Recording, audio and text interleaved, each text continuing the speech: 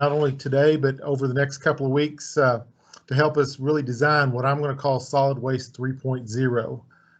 In the past, we've managed garbage and recycling in a certain way.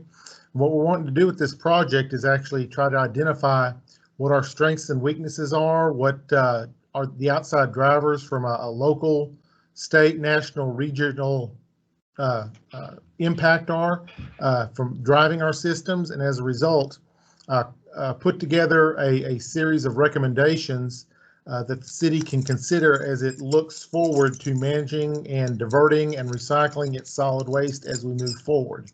Again, this is the first meeting we've held of this type. Normally, when we hold think tanks around solid waste planning, it's a bunch of people in a big room, and we've got dots, and we've got discussions and breakouts and voting and this and that. However, in this time of COVID, technology is going to reign supreme.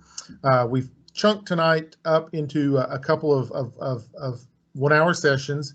I want to apologize on the front end. Tonight's going to be just a little bit heady. We're going to be throwing out some concepts for people to consider, think about. And then towards the end of the evening, we're going to have some rapid polling about things that we talk about and future looking. Over the next couple of sessions, and we'll be having breakouts related on some of the polls, some of the survey results, and looking forward to really what the city can do to leverage its solid waste recycling program into the 22nd century. Couple of things we've got at the top of your toolbar. There is a comment conversation bar bubble. So if you have comments or questions, go ahead and type those in as you think of them, because we want to make sure that we capture things in real time. We will be recording these sessions. So that, first of all, while we're taking notes, we want to make sure that we don't miss anything. But secondarily, we want to be able to go back and use it as a resource for us and for people who may have missed this first meeting, who may be participating in the second or the third meetings, that they can get the full benefit of the information that you're going to be exposed to tonight. We do have our consultants on board. I'm going to go ahead and introduce Scott Pasternak with Burns and McDonnell to introduce his team that's going to be carrying us forward through the surveys, through the introductions, and also through this think tank and focus group process. Scott? Yes, good evening, everybody, and thank you very much for that introduction, Brian. While we definitely would much prefer to all, as Brian alluded to all be in a big room together.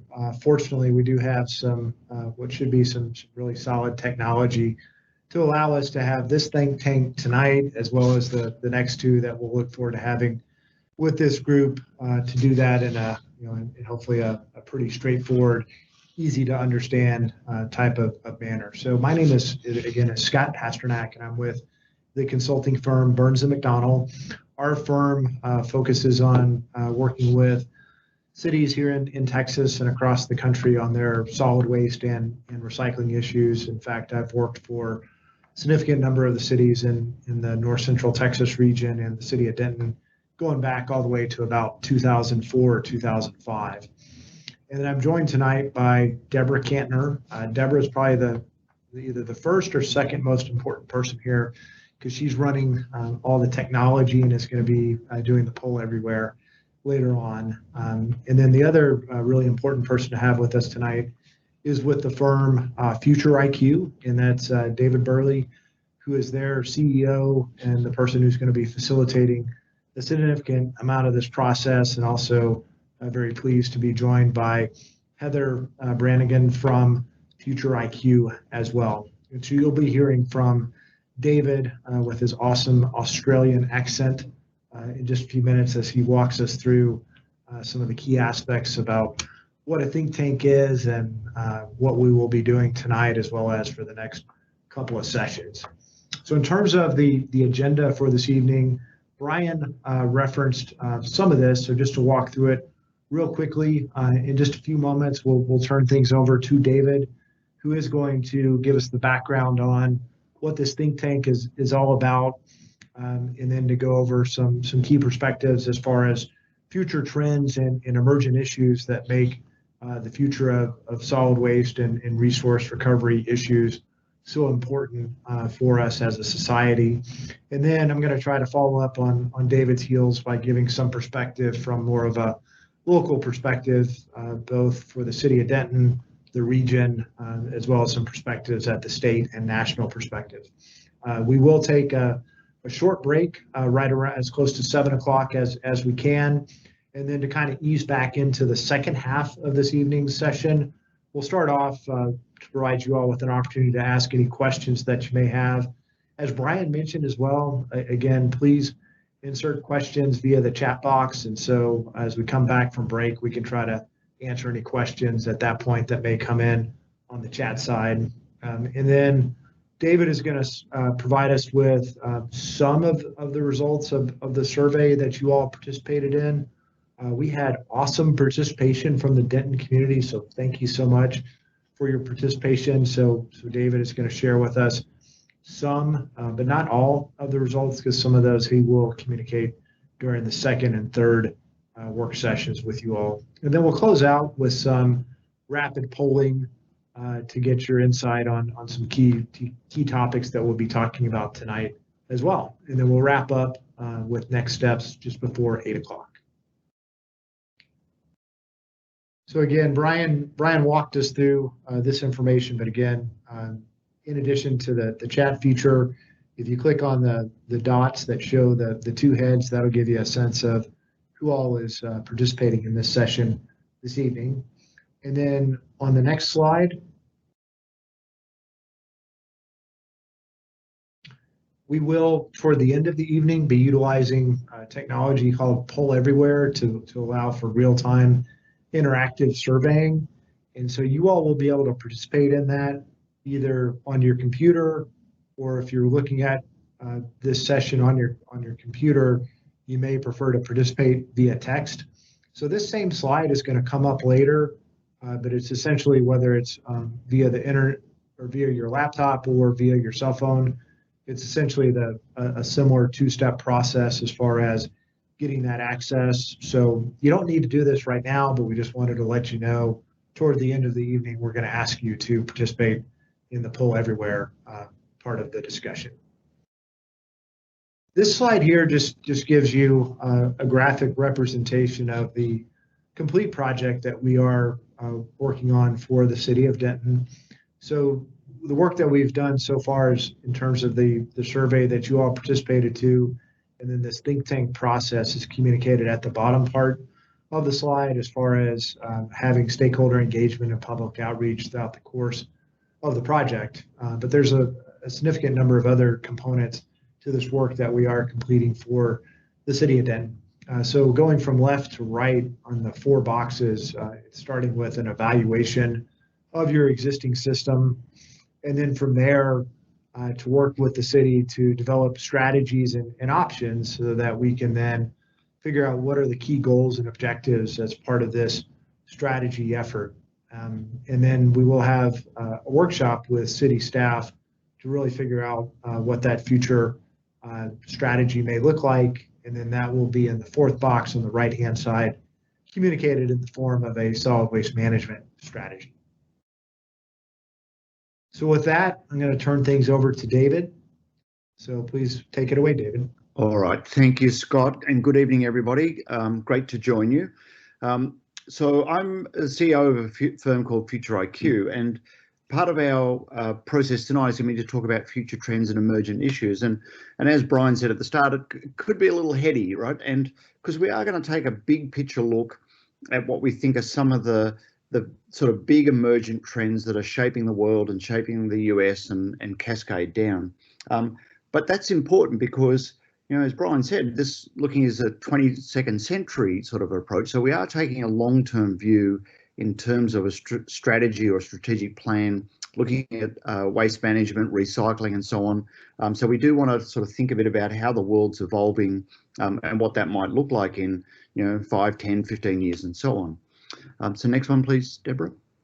So Deborah's going to handle the slides, but I'll just say next and she'll change the slides, right? So we have a couple of key steps in the project. So project setup, which we've been working on. Our initial community engagement is, of course, has been the community survey, which will share some of the results. We've got the think tank, first couple of modules, which we'll talk more about. Then we move into creating some future scenarios. This is a really key part of this sort of future looking, future gazing piece. Then we'll sort of talk about a preferred future for solid waste management and recycling and so on in the city of Denton. And that'll be sort of the locking in on this sort of preferred future or the vision for the future. Next.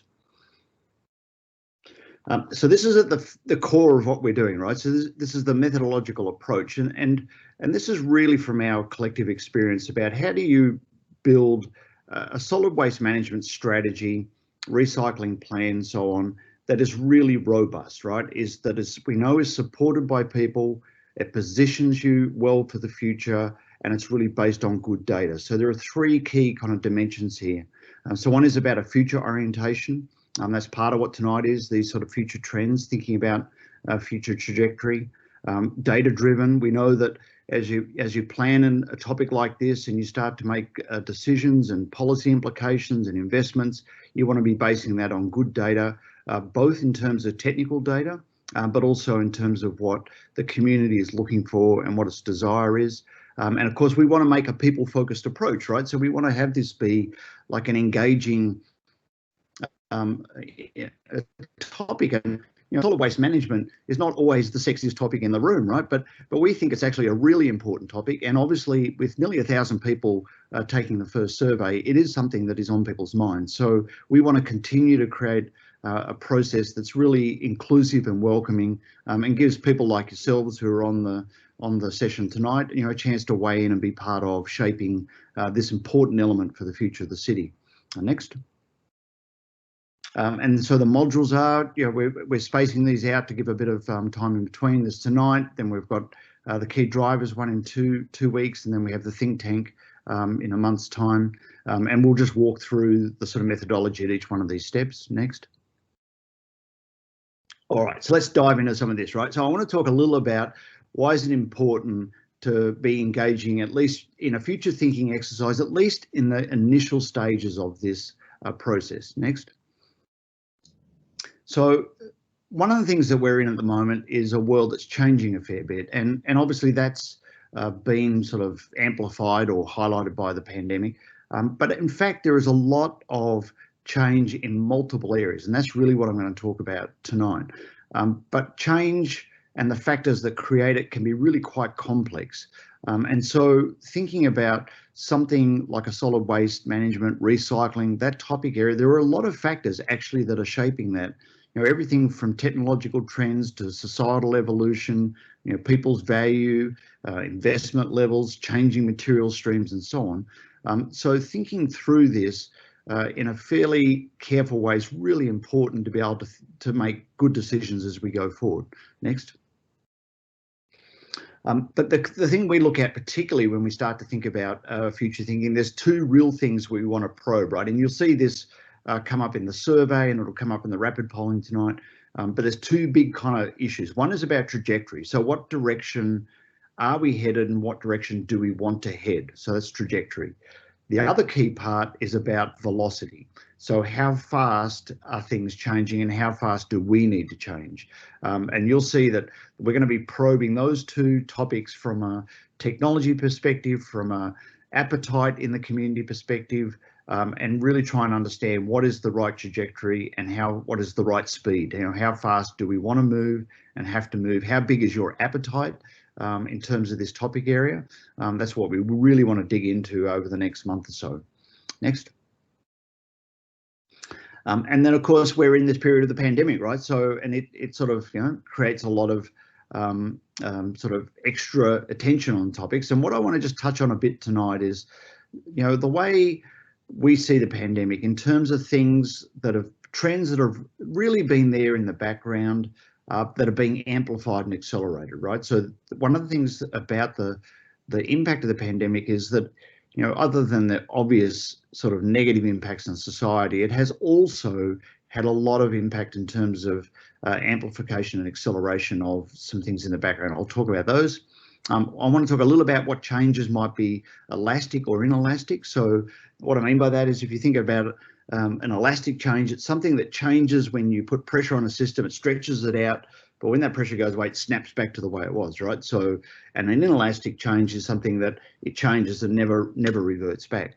But I mostly want to talk about potential tipping points and how that's relevant to your deliberations as a community about what you want your strategy to be for solid waste management and recycling going forward. Next. So some of the things we think are being amplified and accelerated, reinvention of cities, right, relevant to this topic here tonight. Everywhere you look at the moment, cities are going through a reinvention process and thinking about issues of public space, resource management, all sorts of issues like that. And that's really been highlighted and accelerated by the pandemic. Obviously, application of automation and robotics, you see that in most industries. You know, this rapid implementation of these sort of technologies, often to fix gaps where there was obvious vulnerability in terms of the human component in supply chains or in manufacturing processes or logistic processes and so on. Instant health data, you know, when we talk to the health experts, one of the things they're saying is that, you know, we've got really used to this notion of a rapid test, right? We can go and get tested and see where, you know, whether we have COVID, and do that on massive scale, and, you know, get that information really quite quickly. It's really unlikely that we're going to go back from that. And in fact, we're likely to see instant health data and those things become more prevalent. Personal recognition and tracking, those sort of things we think are accelerating. Online commerce and retail, quite obviously. Next. Next one, Deborah. I want to just talk a bit about some of this acceleration of change, particularly around the automation and robotics. So if you think about the last century, right? So you look back, you know, 100 years from today, the defining technology in that period that really shaped most of what would be all of our sort of lives is really been the internal combustion engine. So it was the development of the internal combustion engine and all the iterations that came from that in terms of its impact on, you know, transportation, you know, energy sort of sources and so on. But if we look forward, we're on the cusp of the equivalent of the future internal combustion engine, and that's artificial intelligence. And that has really started to become accelerating in an environment where Internet of Things, smart machines, big data, cloud computing have all created an environment where artificial intelligence is now taking off, and it's going to grow exponentially. So we really can't talk about any topic area that's got like a decade or two sort of future perspective without considering the implications of artificial intelligence and how that's going to enable and steer some of our sort of behaviours and movements as individuals, as societies, and as cities. This is one thing, this sort of speed of change issue. This is that sort of velocity component. It's going to really pick up in the realm of artificial intelligence over the next decade or two, particularly. Next. And of course, you know, this leads to a question of, you know, some people get concerned about, oh, okay, artificial intelligence. Okay, does that mean what happens to human beings in this system, right? If we have all this sort of radical kind of capability, predictive analytics and so on. And so it's worth thinking about at what point do machines or artificial intelligence start to outperform humans, because that gives us a sense of when there's going to be tipping points in systems. So this timeline here was developed by a group of sort of researchers out of a couple of leading universities, and they were looking at when they think these sort of things will deploy at scale to where machines will outperform humans. So folding laundry 2022, translating language by 24, driving a truck by 27, working as a surgeon by 2053, and so on. But really, by the time we get to 2060, artificial intelligence will be able to do almost all human tasks and better than humans. And again, as we look at this whole 22nd century sort of future that Brian talked about, you know, these type of macro changes have to be in our consideration. And I know right now you might be thinking, well, this is interesting. What's this got to do with solid waste management? Well, I can guarantee you that artificial intelligence is going to have a key role in helping us develop and sort of manage and implement sort of waste stream management, recycling systems, and so on. Already starting to play a little bit. It will ramp up dramatically. Next. And then, of course, the other part is, when do we hit the point where androids and advanced robotics start to come to play? You know, if you look at Boston Scientific's work, they reckon we're really close. In fact, you know, autonomous sort of robots are already, you know, in place in workplaces, you know, in sort of search and rescue missions and so on. They're just getting better and better. And so what happens when we sort of get to that point? Next. And of course, you know, for some people, it's like, okay, well, this is fantastic. This could help us solve a lot of the grand challenges. Other people go, okay, well, this might be an existential crisis for humans. What does that mean? Do we get displaced? I think our job, as we think through these sort of strategy developments, is to think about how do we apply this technology in a way that enables and empowers our desires as a community going forward. Next. Next one, please. So I've been talking about this. So what changes might be more elastic, right? So I'm going to talk a little about mass urbanisation. This is a really relevant topic to Denton because of where you're based. But we're also seeing changes around financial equality. Obviously, globally, there's almost every government in the world has implemented measures to support society through a really difficult 12 months. Does that go back to the way it was, or are we sort of seeing a shift to some sort of a new playing field in terms of where there's perhaps more support or distribution that goes on? The whole working from home story, you know, all of a sudden, you know, corporate offices are empty, people are working from home. How elastic is that? You know, you start to see interesting things right now, like the incoming CEO of Amazon is saying, want to get people back into the workplace working together because we can innovate better, right? And we're seeing that sort of momentum from a number of leading companies. This whole nationalism versus globalism, you know, that's been a really important sort of debate and sort of consideration in different countries for the last few years. You know, where will that end up? You know, where will sort of global competition end up? Shifting global wealth becomes a really important issue. So these are some of the things that I think are under a little bit of pressure for change right now. Next. But this one I think is the beauty for what we want to talk about tonight, which is the future of urban living.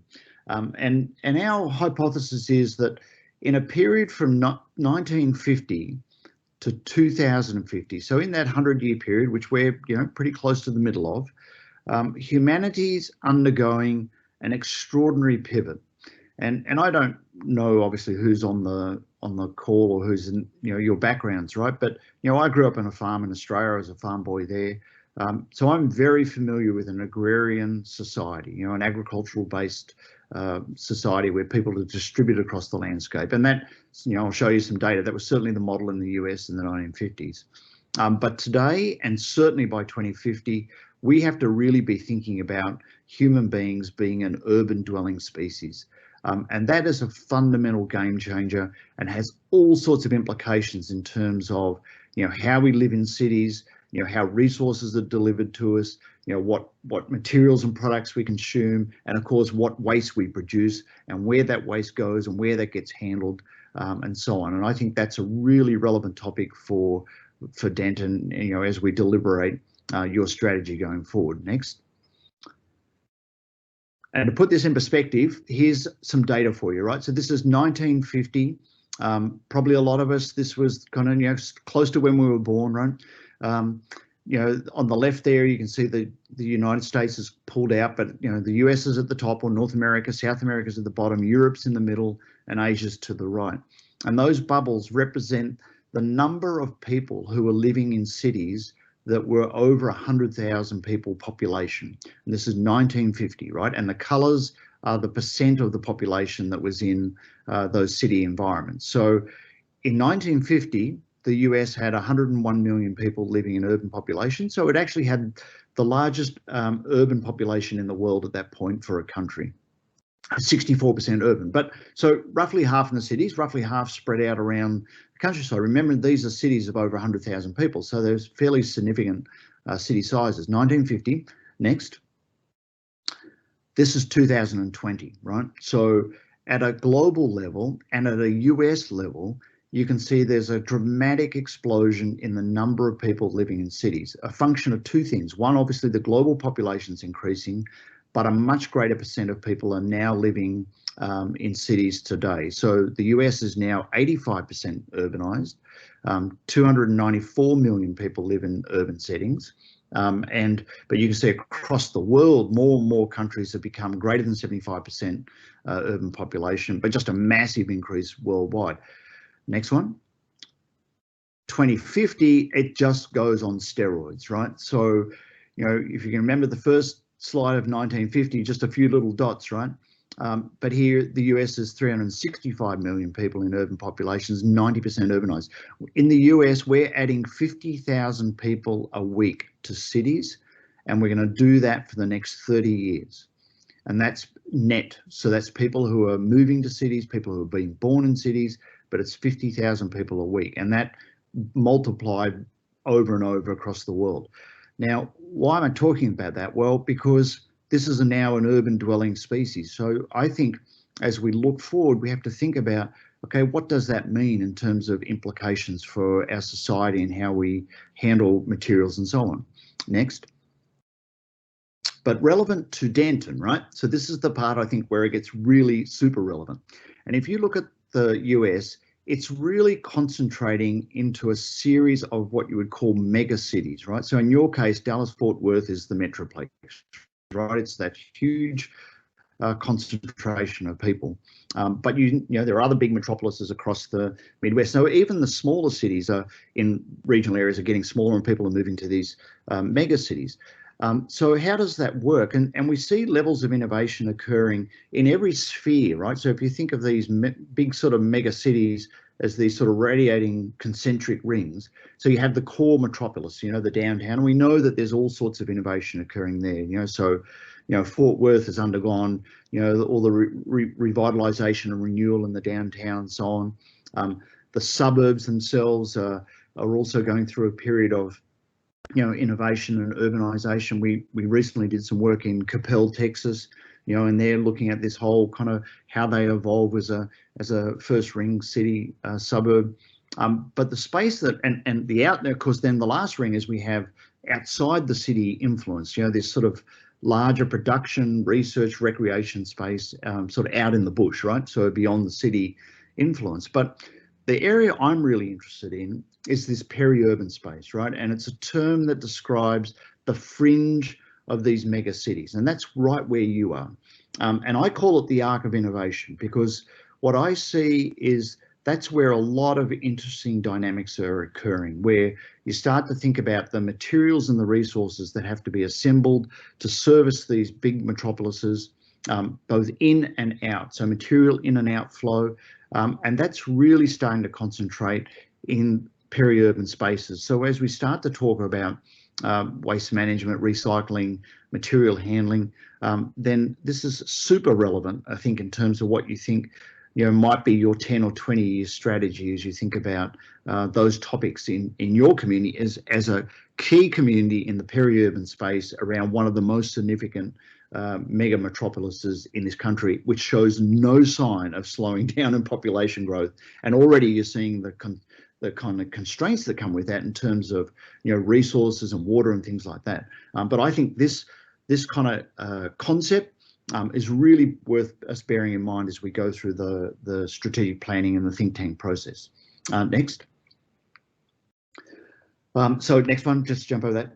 Yeah, thanks. So I want to talk about some tipping points, right? So from a futuristic sort of perspective, societal values changing, humans living in insular bubbles, so we're changing the way we live together, environmental awareness, automation in industries and transformation of global industry and so on. Next. I would argue one of the things we have to think about the next decade is it's going to be a period of significant societal change. So, and it's going to be driven by this, which is a changing age demographic influence. So we have two big bubbles in the US. One is the baby boomers and one is the millennials, which is where those two red arrows are. And in the next decade or two, which is the scope of this planning, we're going to see baby boomers cycling out of positions of influence in a lot of roles in society, and we'll see millennials and other become the dominant force, right? And they bring, those following generations bring a lot of different societal values.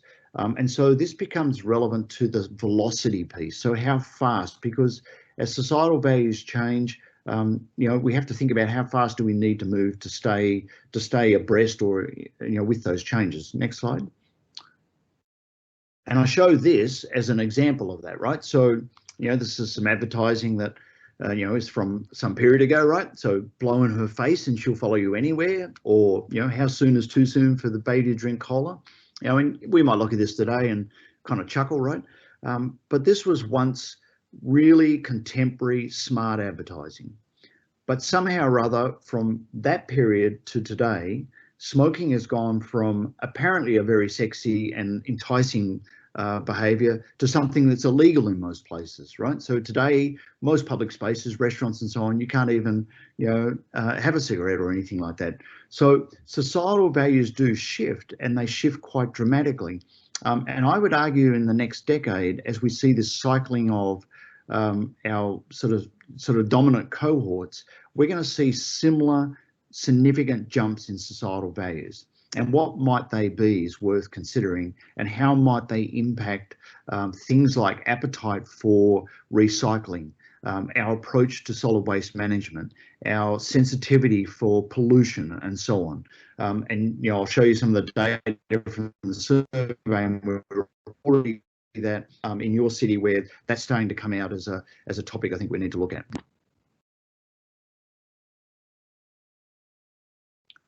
Just resource consumption, macro level, global population growing by 25% by 2050, demand for energy up by 50, water by 40, that's fresh water, food by 60%. So resource management becomes a really key issue, not just in the US, not just in Denton, but actually globally, because we're seeing population increase, but we're seeing a disproportionate increase in demand for resources. Next. And I want to talk about food, because we talk about 60% increase in food. This is actually the World Hunger Map, right? So this is 2020 data. And we already have huge chunks of the world that are in chronic hunger of some sort. So all the areas that have yellow or orange or dark orange or burgundy, they're countries where there's already significant measurable hunger, which is generally measured by the number of kids under 5 years of age who are underweight. And where those areas of hunger are already prevalent is also the fastest growing populations in the world. Next. And then there's the impact of climate change, changing climatic patterns. And in this chart, the reds are areas where agricultural productivity is forecast to decline. And the greens are where the productivity is forecast to increase as a function of changing climatic patterns. And the US is fascinating, right? Because the areas where there's likely to be an increase in agricultural productivity is in the northern mid latitudes, right? So that runs right through the upper states in the US and through parts of Europe and so on. But where the areas where there's going to be reduction is going to be through predominantly the equatorial regions and most of the southern hemisphere. But where people are hungry and where the population is going to grow is right through those equatorial regions. So we're seeing continued stress on resources. So I think what that's going to drive is a much more heightened sensitivity to how we manage resources and how we think about things like water and food and land and things like that as we go forward. Next. So there's some of the tipping points that I think are really important, automation of industry and so on. I want to hit on just a couple of technology pieces and then I'm going to hand it back to Scott. So next one. Clearly, the Internet of Things is going to be a huge driver. So we're in a period, and this is part of what drives artificial intelligence, but this connectivity, there's the potential for traceability of all sorts of components at small scale, information exchange. It really is a game changer in terms of how we might track materials through value streams and so on. Next. There's a really strong emerging interest in what you would call closed loop systems.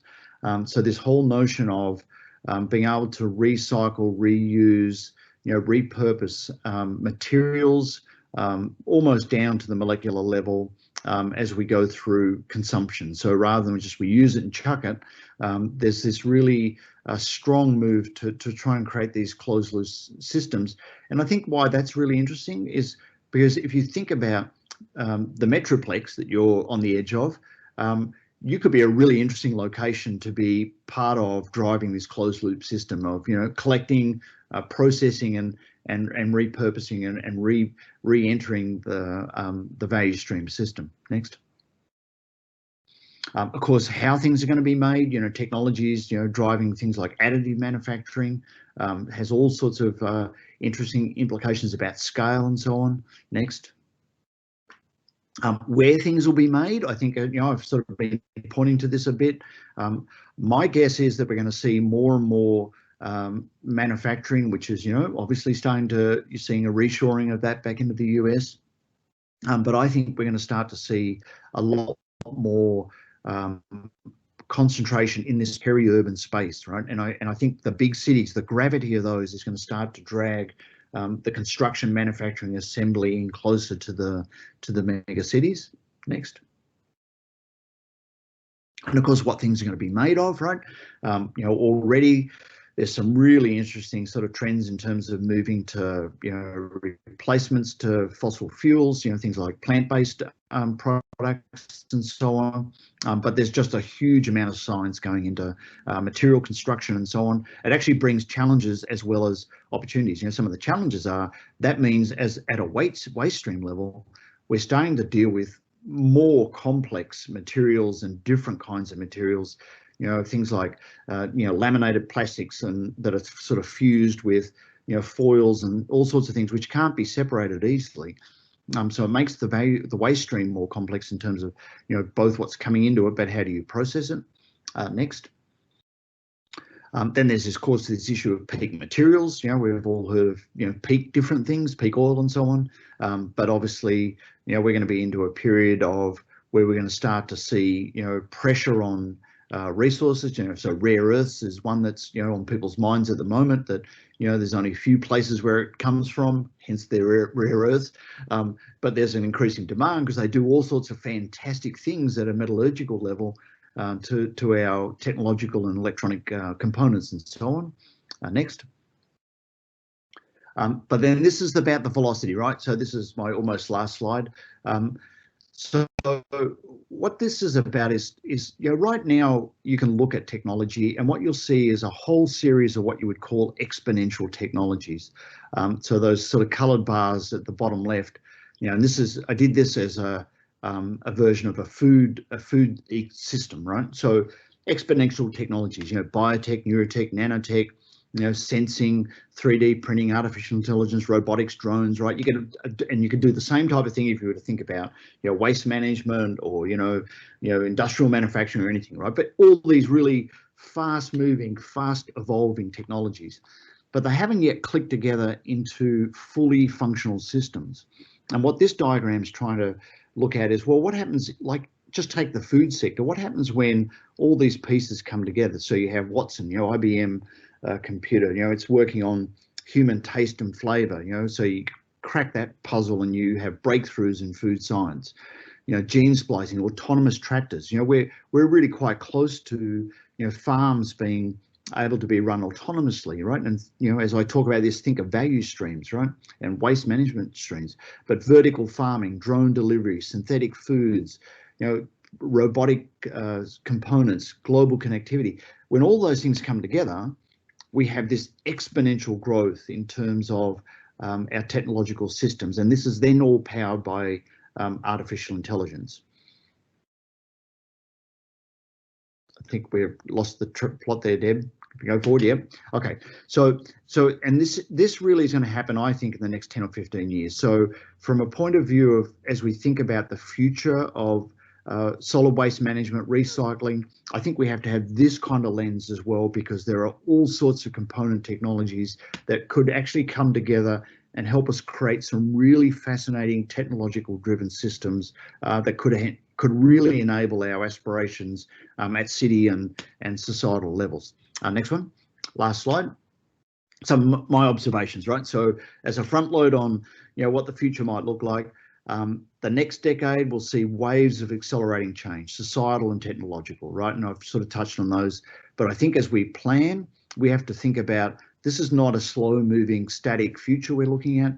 This is a dynamic, fast moving future. Human beings are now an urban dwelling species, right? And how do we think about that in terms of positioning the city of Denton and the topic of materials management, waste management, recycling, when you're on the edge of a multi-million population metroplex. And really the next period is going to be accelerate change or lose, right? So as a city of Denton, there may be clear opportunities, but other cities might be looking at that. So, how do you think about positioning yourselves where you want to be? And of course, the planning for that's going to require really flexible, well-informed plans that are grounded on understanding trends, right? And that's obviously the purpose of the think tanks, is to really ground us in what we think the trends are, and think about how they might set us up for the future. So that's the biggest chunk of you're going to get from me in terms of a front load or a future kind of lens perspective. I hope that was really useful and intriguing to you.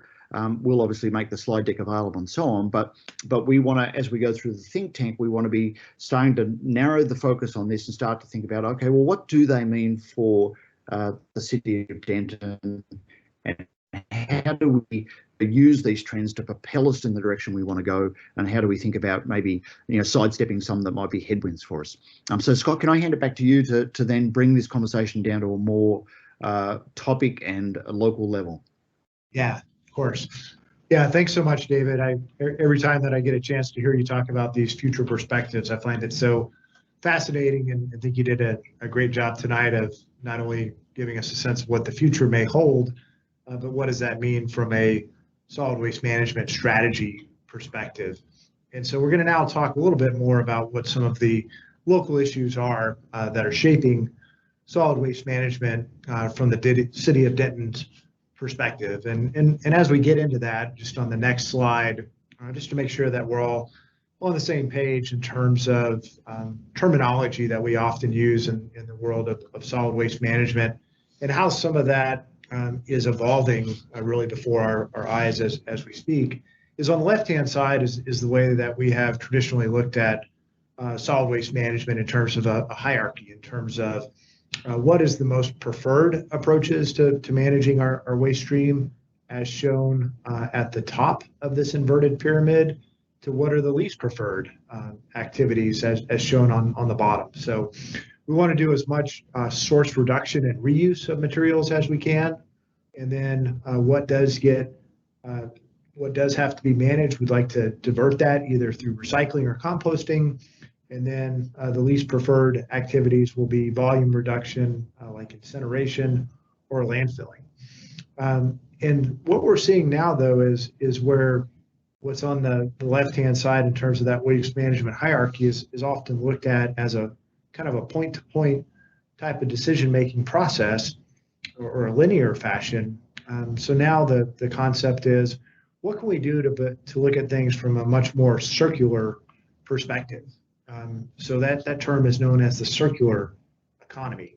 So what that really may mean is, just say if you're in the manufacturing business and you're creating a product, when you're generating your product, for you to be thinking about not only the use of that product for your customer, but what happens after that useful life ends, and what can happen to that product. How else could that be reused? How could it be recycled? And so it's really trying to, as was mentioned a few minutes ago, in that concept of closing the loop, to really start to figure those things out from the onset. And the city of Denton has actually, I think, been a really strong leader in the world of solid waste management and resource recovery for a long, long time. This is a picture that is out at their solid waste and recycling facility. The picture in the background is actually the recycling facility, but out at this one complex, they have really key aspects of solid waste management. Everything on the left-hand side from the city's Dino Dirt, which is the composting program, to over on the right-hand side where the city does have a very advanced landfill, as well as efforts to keep things like chemicals out of the waste stream and to provide an opportunity for residents to reuse those materials, as well as an energy recovery facility for biomass materials. So I think it's great that the city has such a strong start on this, but to also recognize that things are going to start to change that much more rapidly in the future, and that's where this strategy comes into play. And that becomes even more important when we start to look at how desirable of a community Denton is to live in. In fact, it has been recently the #2 fastest growing city in the United States. And so with population growth and employment that's expected to continue for the foreseeable future, is that more stuff is going to get generated. And so that creates the need for this strategy in terms of what is going to be done to manage all that stuff from a materials management, circular economy, recycling, landfilling type of perspective. These are all issues that will be critical to address in this upcoming strategy. This slide here gives you a sense of some of the work that's been done recently at the regional level by the North Central Texas Council of Governments, where they've recognized the importance of starting to take a more critical view of issues from a regional perspective. This is actually physical sorting of trash and recycling that Burns and Mac got to do for the city of Denton. So that is exactly what you might think that it is. It's actually going and sorting lots and lots and lots of loads of both garbage and recycling. So David talked about what's going to be happening from a food production perspective, and as we get more of an urban environment going forward. But it's really, really fascinating to recognize that on the left-hand side, that about 50% of what is going into landfills today is organic material. So that could be grass, leaves, brush, as well as a significant amount of food. And so to start thinking about what is going to happen in the future is going to be very important to contemplate. And on the right-hand side, that gives you a breakdown of the materials from a recycling perspective, with the largest category being paper, followed by plastic, metals, and glass. And on the next slide, one of the key reasons why the North Central Texas COG wanted to understand this is to get a better idea of what percentage of the material were they actually capturing.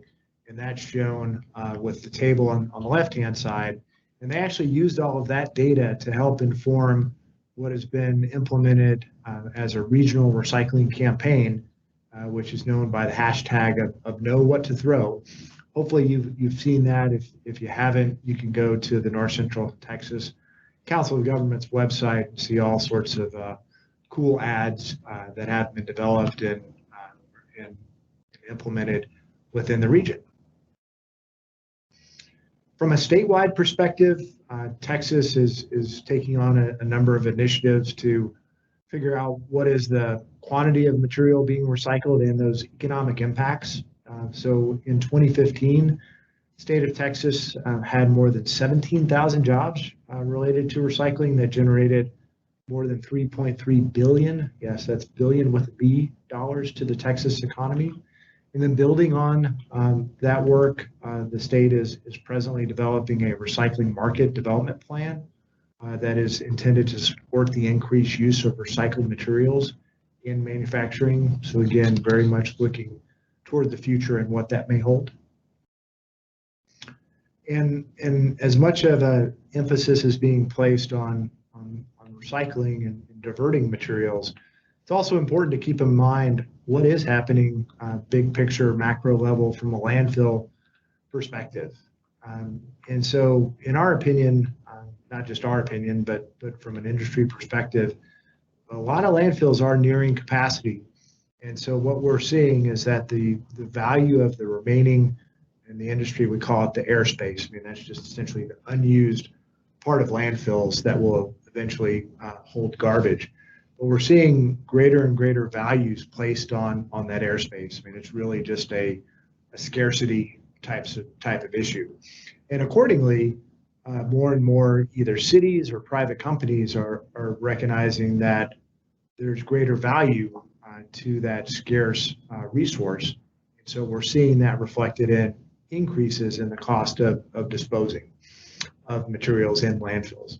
This graphic here is a couple of years old, but it does show what the average pricing is on a regional basis.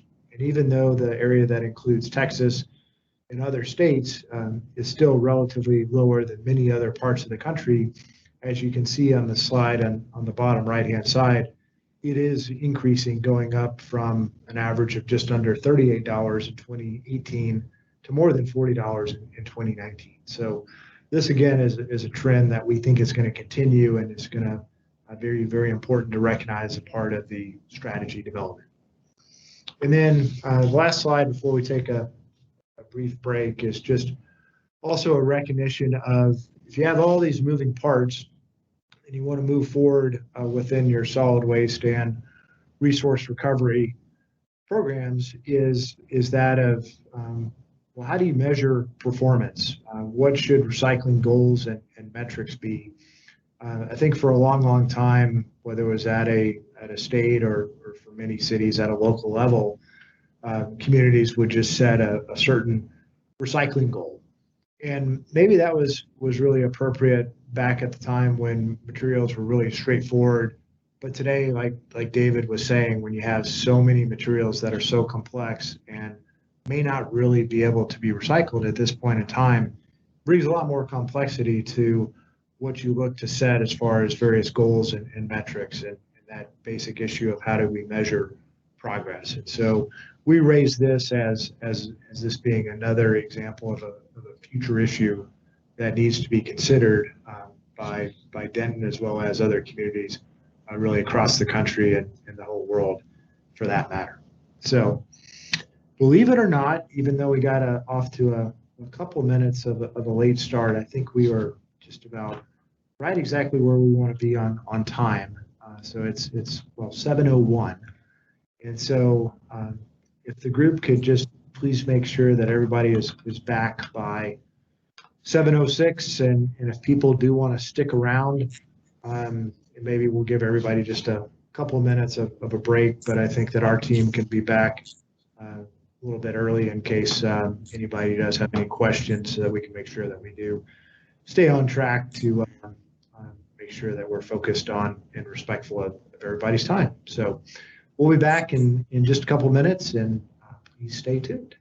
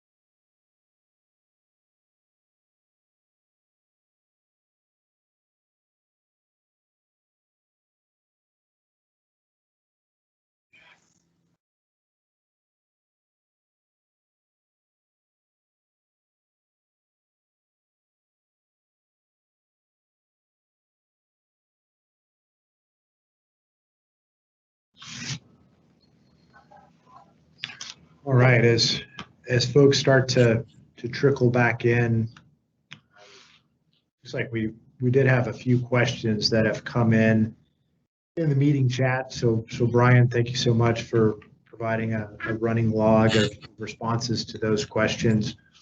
Of the questions that have come in to this point, Brian, is there anything else you want to elaborate on relative to your responses, or just let people know that you have provided those answers to this point?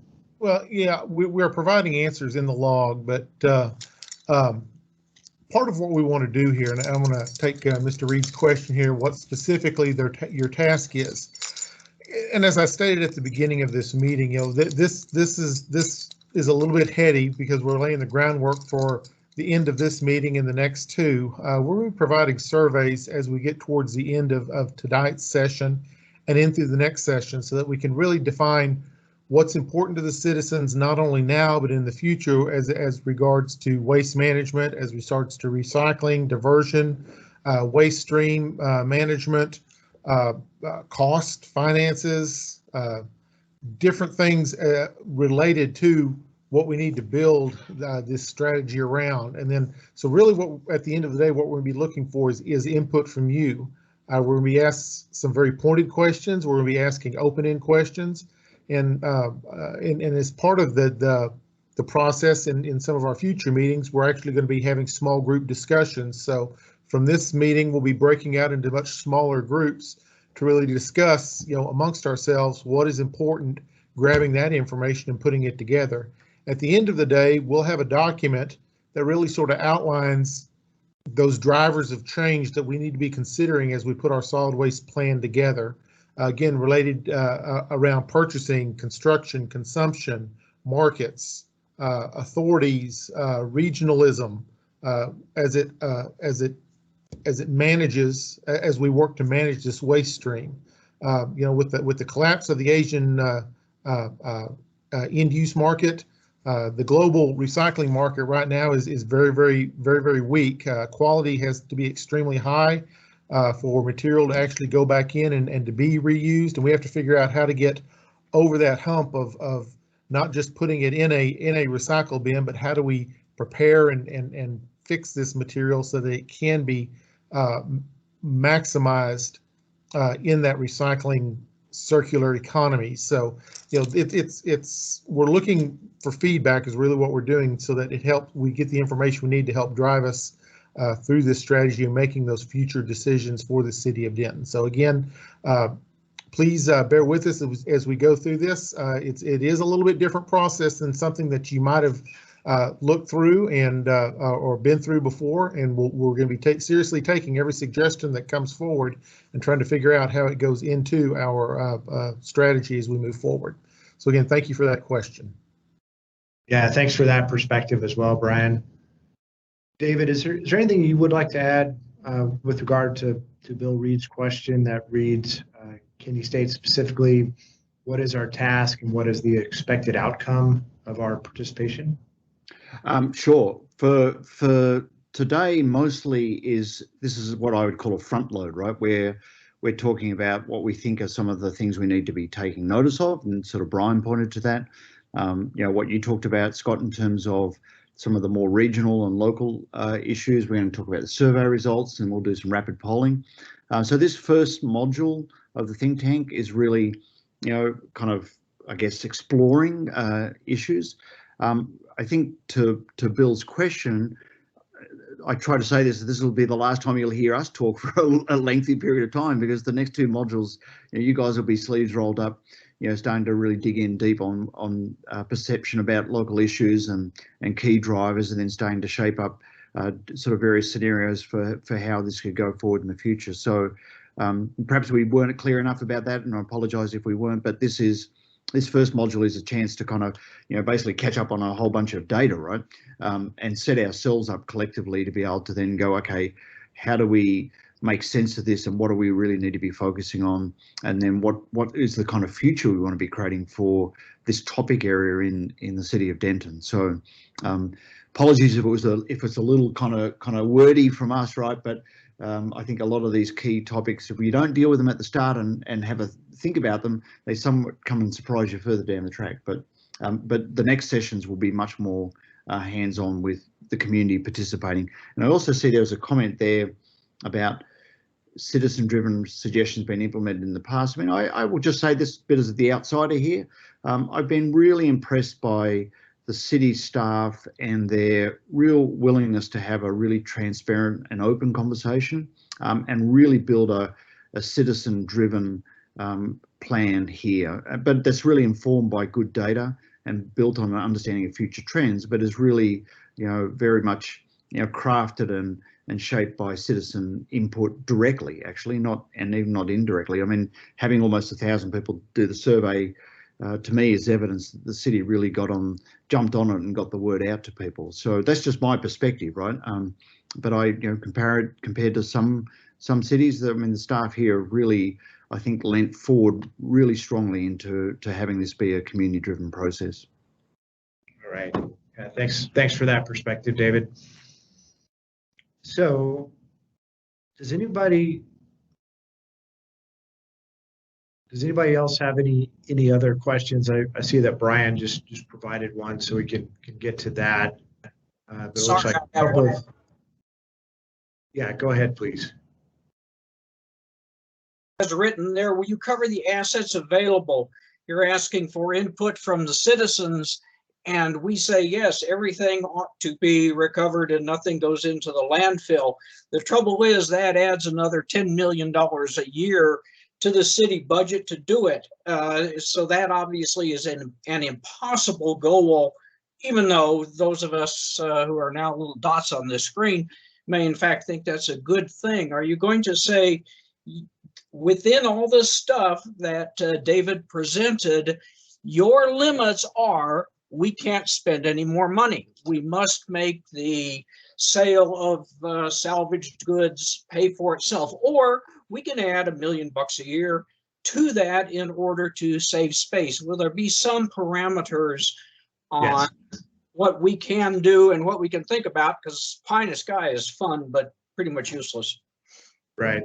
No, really good point. I mean, the whole financial question is a really critical aspect of this strategy development. And so what we will be doing as part of this effort is to collaborate with city staff to figure out what will be some of the key strategies that are being considered, and to provide the city with an understanding of what's the price tag associated with those. So Bill, exactly to your point, it won't be pie in the sky. It'll be, here's the dollars and cents of what these programs will cost.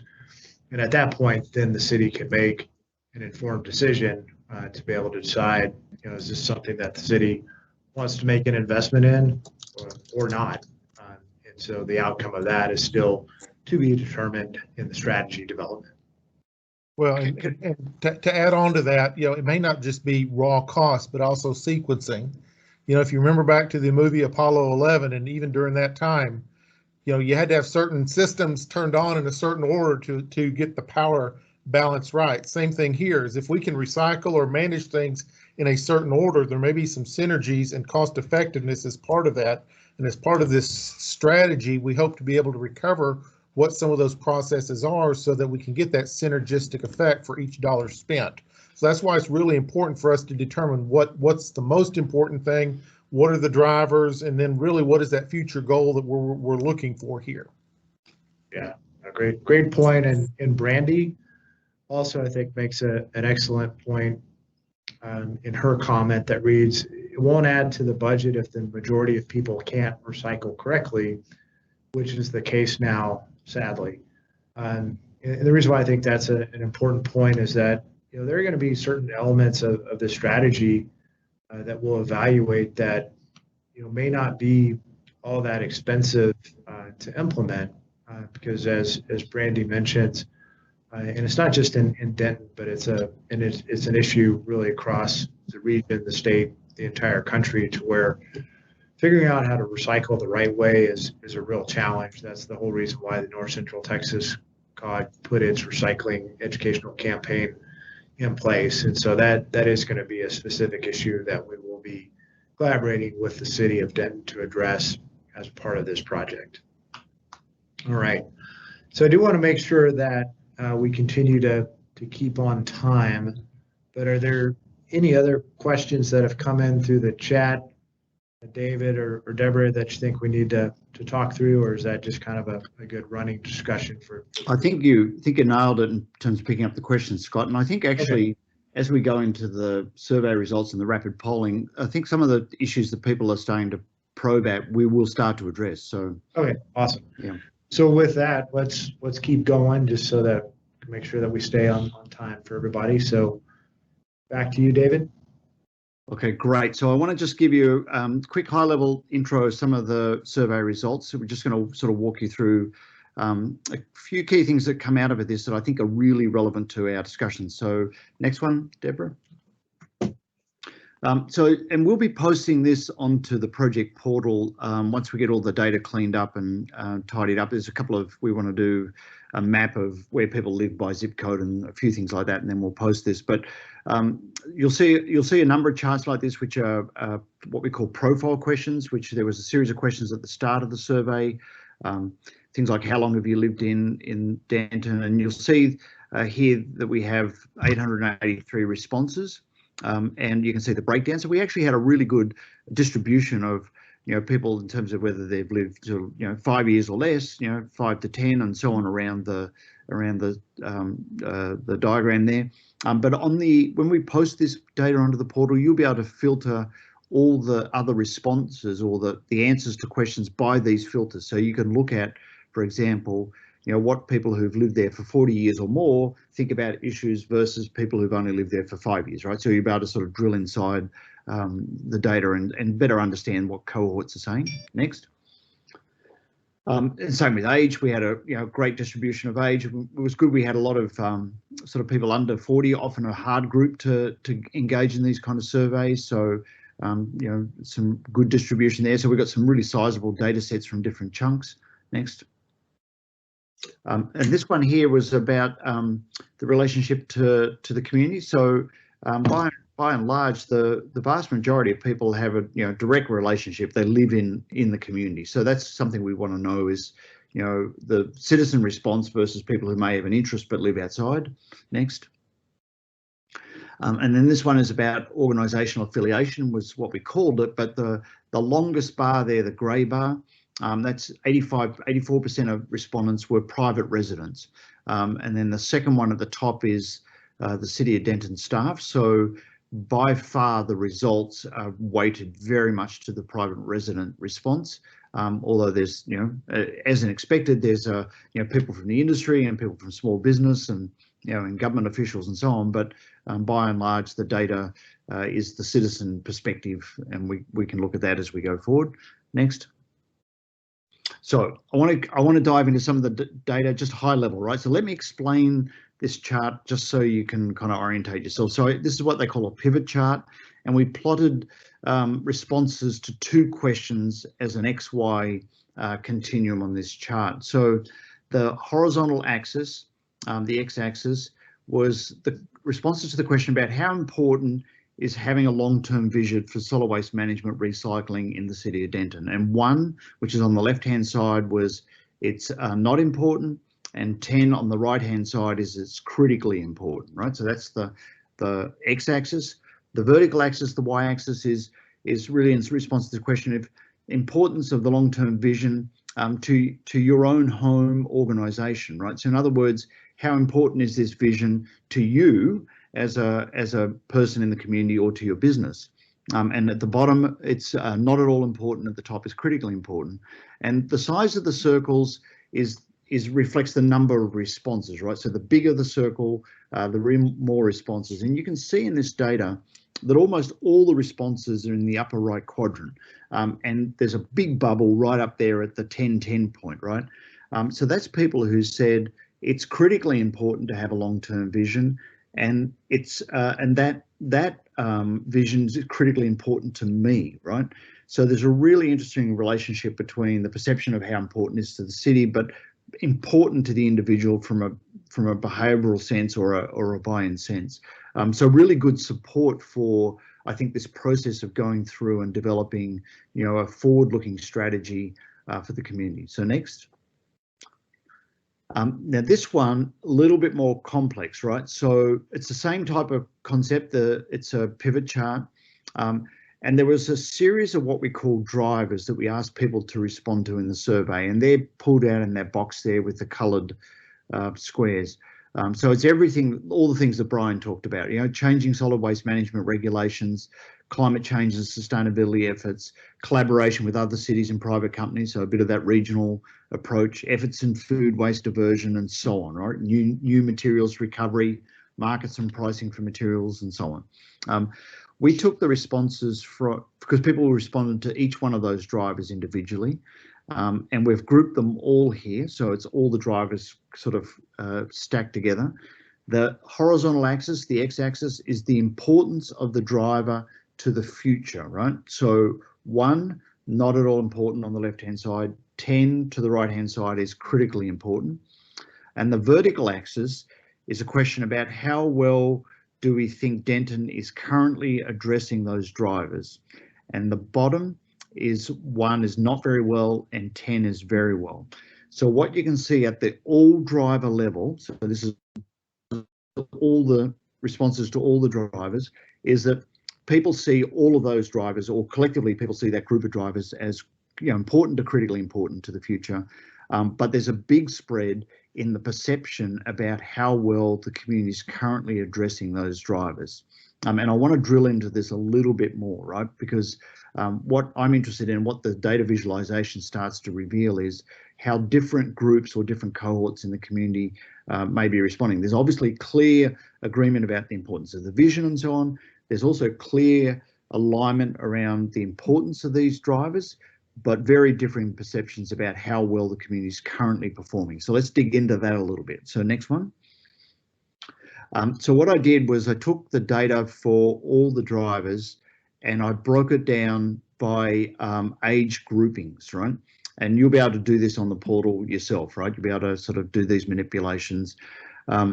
And so the age groupings are in that box on the right there. And then there's the circles sort of running up the right-hand side there are the perception. Well, you can see everything's skewed to the right. So everybody, all the age cohorts think these group of drivers are important.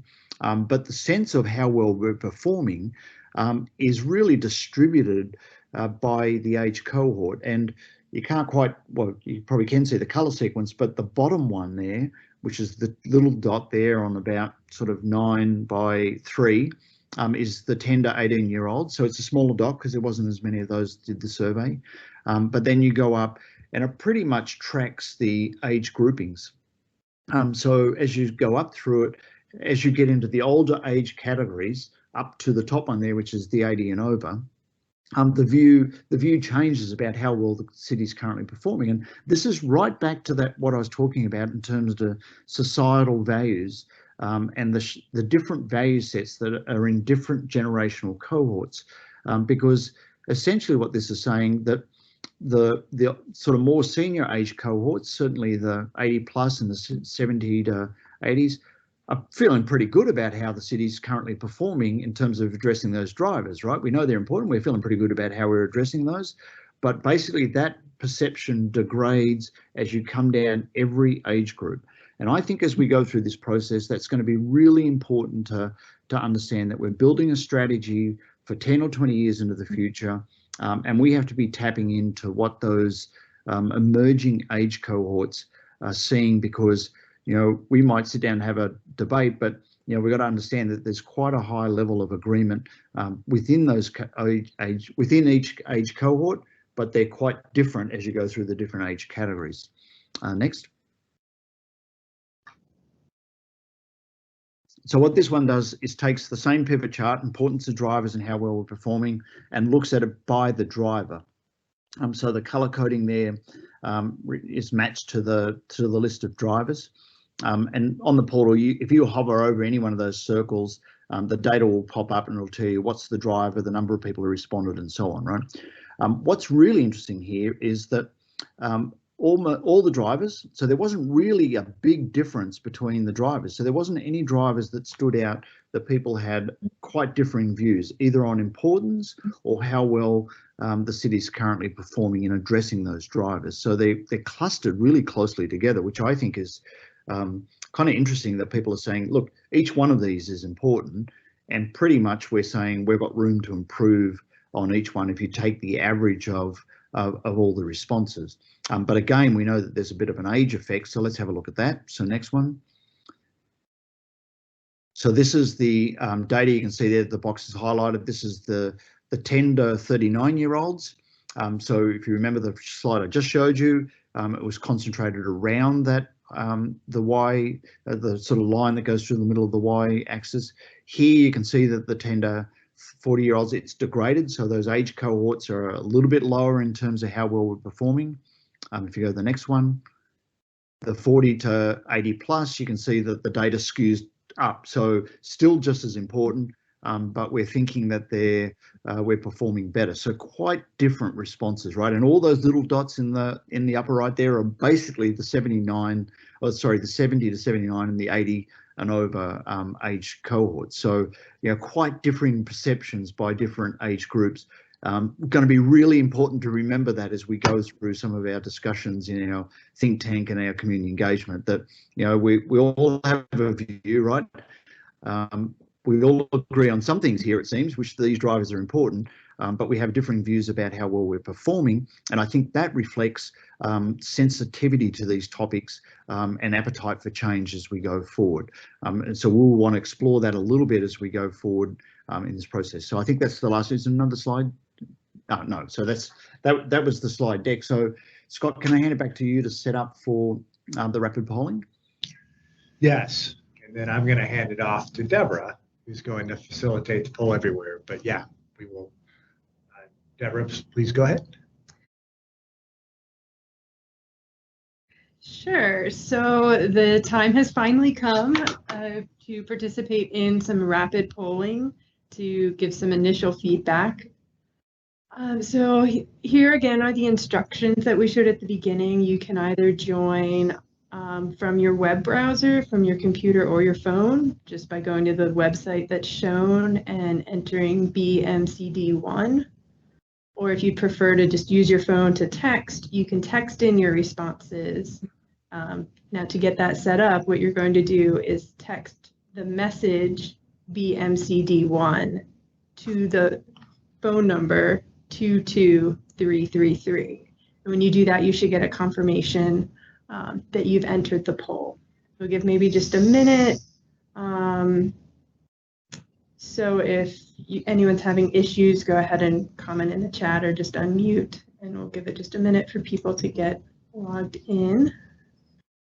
Yeah, does anybody have any questions about how to access either via a web browser or to text? Yeah, and again, if you have any challenges while you're doing that, just feel free to, like Deborah said, to type in a note. Oh, I see we have one question here about it asking for a username. You can put in anything you want.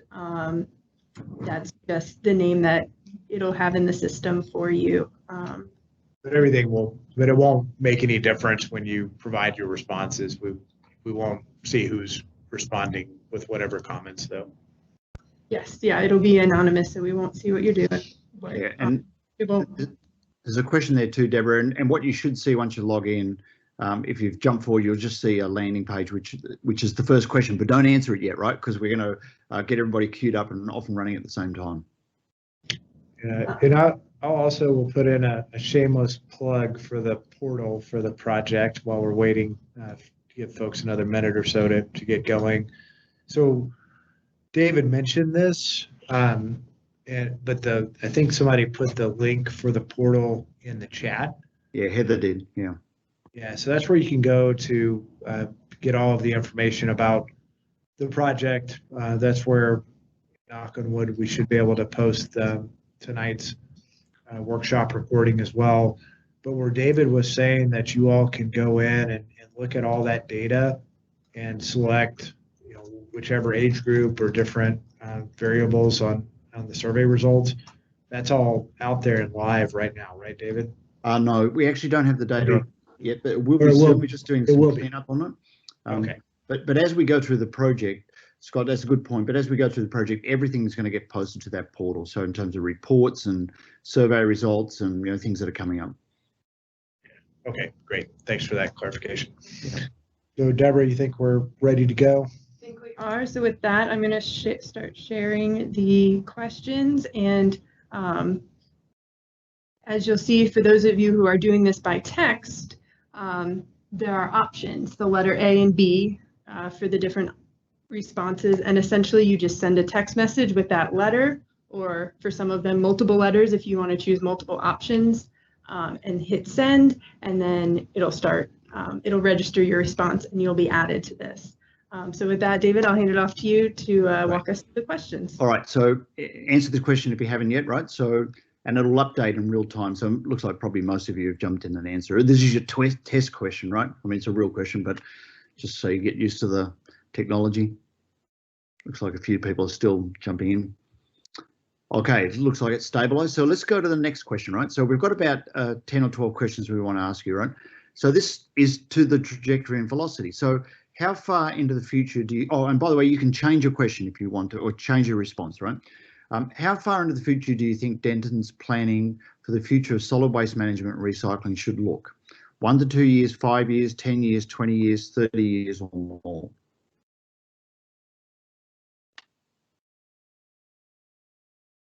All right, people jumping in.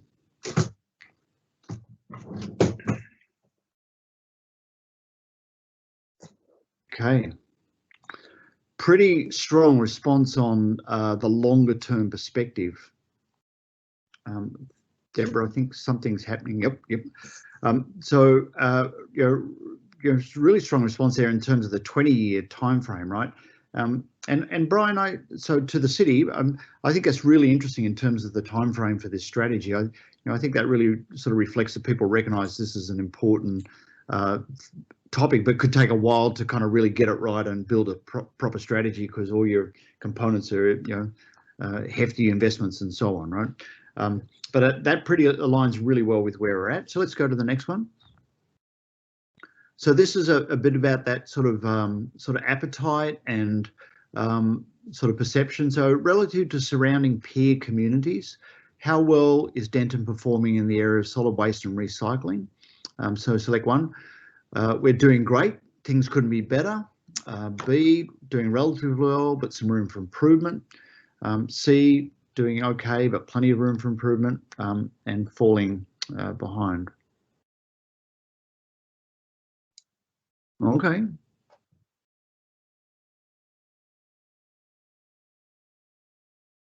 It's good. Good. So some sort of two responses, or two lines of responses, right?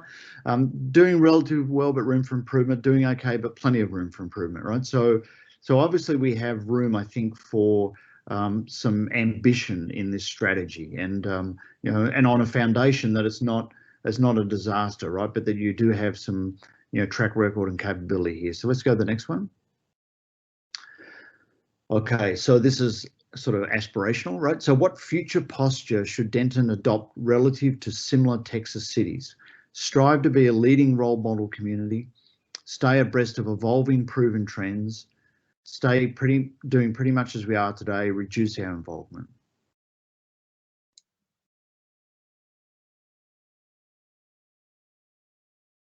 Okay, a few people still weighing in. So this is pretty aspirational, I have to say, right? I mean, this is if you think about and we're all smart enough on this sort of meeting to understand that when you're striving to be a leading role model community, that comes with some risk, right? And requires considerable effort, if not investment, right? To be really right up with the game. So we're at least staying abreast of evolving proven trends, but here nearly 75% of people are saying we should be better than that, right? And really providing a role model community sort of in the broader context of Texas. Very interesting, right? Next one, please. Yeah, and David, on that last question, I would say that having worked with the city of Denton for a long time, that I think that that particular those particular answers to that question, I think, is really reflective of the who the city of Denton community is as a whole. Okay, great. All right, thanks, Scott. So this one here, which future planning collaboration in solid waste and recycling do you think would deliver the most value and impact? Plan only within and for Denton. So this is this regionalism sort of question. Plan with cities around us. Plan with the greater Dallas-Fort Worth Metroplex area. Plan on a statewide scale. And actually, I've got some stuff covering up that bottom there. What's the last one say, Deborah? I can't read it. Oh, this is all of the above. All of the above. Okay, right. Yeah, and I think these answers are also very, very helpful in terms of just, starting to think about what a strategy could look like in terms of, from here looking like, collaborating, beyond just the city of Denton is seems to be appealing to the group. Yeah, absolutely, right. Yeah, in fact, there's nobody saying just only within or for, right? And really it's skewing to the cities around you. But the all of the above, I think, probably is picking up B, C, and D, obviously, primarily. So I think that helps with, Scott, the sort of lens of this, right? Because I think that actually really sets you up to think about that positioning in that peri-urban space. So because you could think about your role looking outward in terms of to the area, to the north and so on, but also to the areas of each side of you. And I think this is a really key part of your strategy development. Did you want to add anything to that, Scott? Yeah, I do. Thank you. There's I think a strong trend or need for communities to collaborate together because there's, for a lot of, like, if you take recycling as an example, there's just a strong trend for bigger facilities to take advantage of technology from a processing system perspective.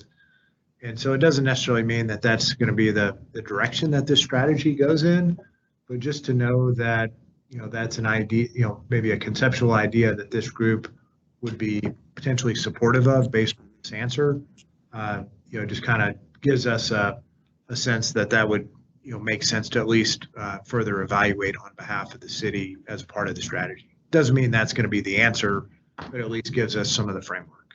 All right, cool. And Scott, if I can jump in here too, I think this also really points to sort of from a front end standpoint. Let's think about economic development as part of a waste management technology or technique. If we are able to collaborate, within the city, with the cities around us, or within this greater DFW metroplex, locating those reprocessors or remanufacturers in DFW or in the Denton area, so that we're saving on transportation. The material, it becomes circular. What we produce is what we consume, and as a result, it becomes a sustainable circular type environment. And Brian, I think that's, if I can sort of tie that to the future pieces, I would argue that within 10 or 20 years, we're going to see mining of old landfills, right? We'll see, systems where people are going back in to retrieve, materials there. And that's what I think the closed loop system starts to drive. So I think there's actually money in this, right? That's the point, right? That if you get this right, this could be a pretty interesting economic sort of proposition.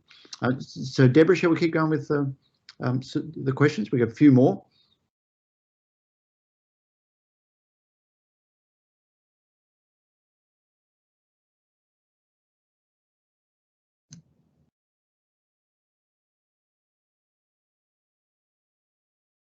Can you make it on the screen, Deborah? I can't. Are you not seeing it, David? I'm seeing everybody. I'm not seeing it's down in the bottom corner, or is that? Oh, no, I got it. That's me, right? That's my setting. Okay. That's what I was trying to say without saying that. Thanks. It's very nice. Not me, it's you. Very polite of you. Yes. In Australia, we're a bit blunter than that. All right. So this was about the collaboration. You guys have obviously worked this out, right? So. Okay, good. So big push here on invest together, right? And this sort of is a cascading sort of approach here. We're sort of asking, we'll share some best practice ideas, or we won't collaborate. We'll share ideas. We'll plan together or we'll invest together, right? And so there's increasing skin in the game as you go down. So it's really interesting that there's sort of appetite for that. And I think sort of Bill Reid asked the question about, what are the sort of guardrails we're going to put on this in terms of expenditure and so on. Some of these questions, well, I was interested in probing, how far would people be interested in looking at, investment and those sort of things. So next one, please. Okay, so how active should the City of Denton be in advocating at a state or local level for change in solid waste and recycling? Very active. We should be leaders in this effort. B, collaborate with other communities, but don't take it on solo. And C, we don't. I can't. It's covered up on my thing, but we don't. Essentially, I love this kind of leadership component, right? This, really be a lead role model community, taking leadership, and I think that, Brian, that sort of points to that sort of whole positioning strategically as being a real kind of a game maker in this topic area. And certainly from the people on this workshop, we've got that perspective. Okay, next one. Okay, Bill Reid, this one's for you. Would you be willing to pay for improvements in solid waste and recycling services in Denton? Yes or no?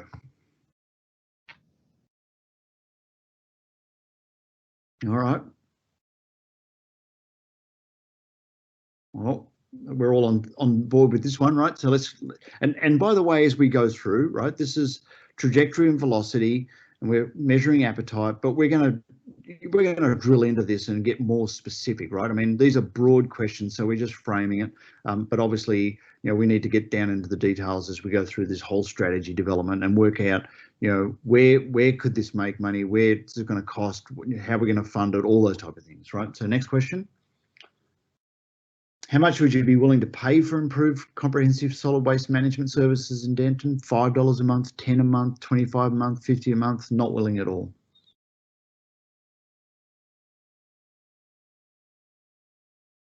Yeah, so again, just, sort of gut reaction response in terms of, because we're not really talking about, well, what do we get it for our $25 a month, but there's openness to explore that, right? Okay, thank you. Next one. So should residents and businesses in Denton be able to pick and choose which solid waste management services they receive, or should there be one program for all, right? There should be a menu of options to choose from. Services should be grouped in categories.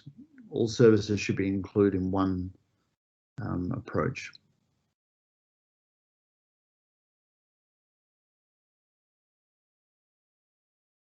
Okay, because this is, and Scott, do you want to talk to this? This is something we see often in cities that, have multiple sort of service mechanisms, which leads to some inefficiencies, obviously, in terms of, broader impact of, multiple trucks running up and down the streets and so on. Yeah, that's exactly right, David. I mean, just the more options that you provide, the more challenging it can be, both operationally and financially, to run a program. And then also just more challenging to be able to communicate, whether it's businesses or your residents or both, about what the actual program is. And so for these responses to see that, somewhere around at least half the people agree that all services should be included in one cost, I would argue that kind of speaks to a lot of the other answers that we've seen so far from a leadership perspective, in terms of leading by example, or as a community, to be able to say, hey, we're going to figure out what's the right path for our community, and then have everybody collaborate to move ahead in that direction. Okay, great, thank you. So next one. Oh, that's it, right? So that was the last question. So so what we'll do with those two is we'll make that data available. And I know it's only a small sample set, right? So but this process, we've had the broad community survey, but as a think tank group, we're essentially, as we go through this, we're the sort of, the brains trust for the planning process to get through to the notion of these strategies and a sense of a preferred future.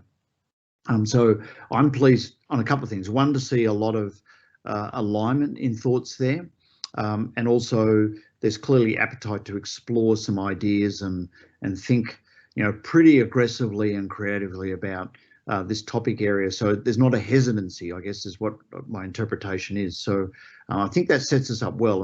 And so we'll share this data back with you, but we'll continue to push and probe on this as we go forward. So Scott, can I pass that back to you? Yes. Yeah, so with that, we have just a handful of minutes remaining. So if anybody has any additional questions, we can field those now. And again, I think we're doing good on time, but we'll maybe can go another 5 or 10 minutes if others have questions. We want to make sure that we can wrap up by 8 and need just a few minutes at the end just to talk about some of the next steps. So with that, does anybody have any other questions that you want to verbally mention, or again, please continue to use the chat box.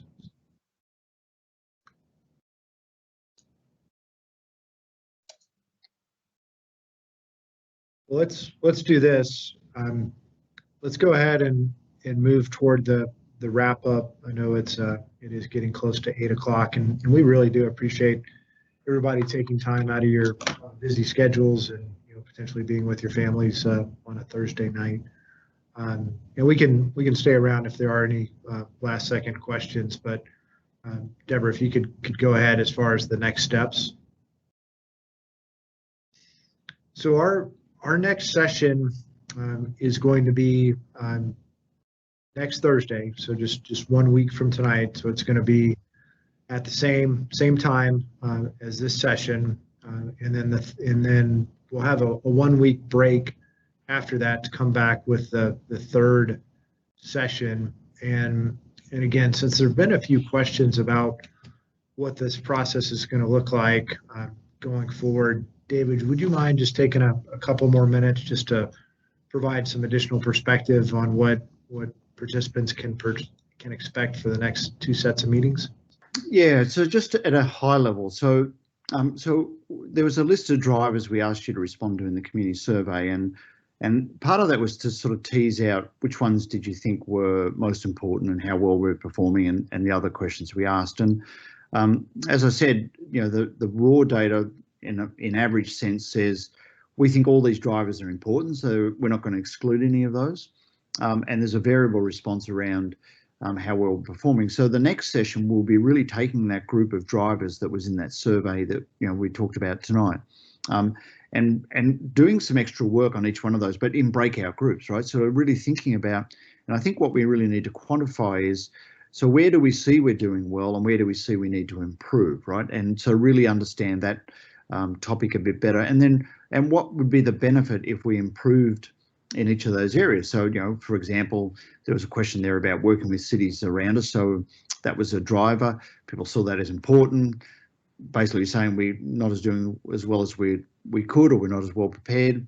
The polling tonight says that's a really key topic. So let's explore that a little further. So we'll do that with each of the drivers. So there'll be a series of little breakout groups and then reporting back. Then that leads to the following session in sort of 29th of April, which is then we're going to do some sort of deep dive scenario planning. So we're going to use those drivers to help shape up a matrix about the future that will give us a couple of different railway tracks into the future, different possibilities of what we could do with the topic area of solid waste management, recycling, and so on, and thinking about the drivers and how they might shape that. And we want to play out a few different futures and then start to look at that and say, well, which ones of these do we think we really want to be heading towards, right? So it's going to be next one, deepening the work around the drivers. The one after that is really the more creative, forward-looking think tank, really thinking about what is that preferred future. And then, of course, after that, it's really about, okay, how do we get there, right? What's the strategy? What are the trade-offs? What does it cost? What's the sequencing, as Brian said, so on. All right, great. Thank you so much for that. A couple of other folks have just had some logistical type questions about the next sets of workshops in terms of sending out the meeting invitations and that type of thing. So yes, that information will be forthcoming. So thank you for asking those questions. And then and then Brian has asked the question about how many groups like this are there? So Brian, do you mean specific to this project for the city of Denton? Because this is just there's only one group specific to this project. So it'll be, again, tonight's meeting as well as the next two. Yeah, that's what I meant. I meant how many parallel groups, and the answer is there's no parallel groups. Yeah, no parallel universes. This Well, is it. The answer is yes and no. I mean, this is the only group that's specifically focused on solid waste strategies. However, you may know that the city of Denton is currently undergoing a comprehensive plan update, and as part of that, the solid waste group is intimately involved in looking forward from a planning standpoint, looking at the sustainable aspects and working to incorporate into that plan some of the strategies and some of the long-term goals that are going to be flowing from this group here. So while they're not specifically looking at solid waste measures, it is an important key component that will be considered as they work through this plan. Oh, that's great to share with the group. So thanks for mentioning that, Brian. What about does anybody else have anything else before we close for the evening? I do, Scott.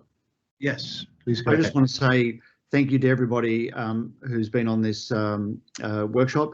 And it's pretty exciting, actually, to work with a group of people who have some sort of aspiration and want to push the envelope a little bit, right? So I think that's going to, give us a really rich framework for a conversation. So I'm really looking forward to it. All right, great thoughts there. And then a couple of things. The link as far as where you can go to get more information is already in the chat box, right? And Deborah, if you don't mind, maybe copy it over there again so it'll be easier for folks if they want to copy and paste that into their web browser. And then Catherine, you have your hand raised, so please go ahead. I was just going to say, if anyone was having problems with the text or the login option for Poll EV, I've had a lot of luck by downloading the app and then just signing in using that code. So that might be an option if anybody had any trouble tonight. Okay, great. Yeah, thank you so much for that. Right. Anything else from anyone?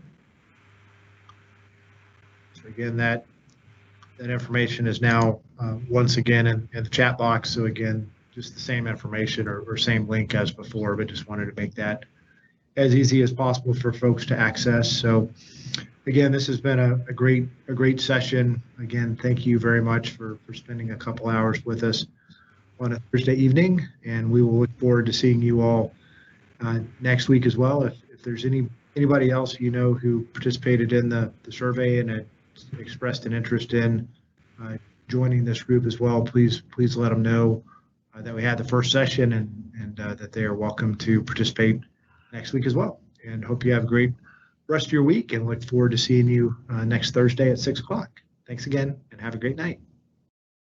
Thank you. Thank you, everyone. Thank you.